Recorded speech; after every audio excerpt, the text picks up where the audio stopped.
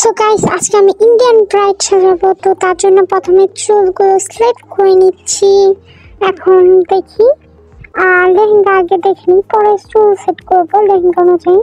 Wow, এত সুন্দর সুন্দর কালেকশন। আর ইন্ডিয়ান ব্রাইডরা সবসময় লেহেঙ্গা পরে, তো আমি এটা চয়েস করছি, এটা অনেক ভালো লাগছে।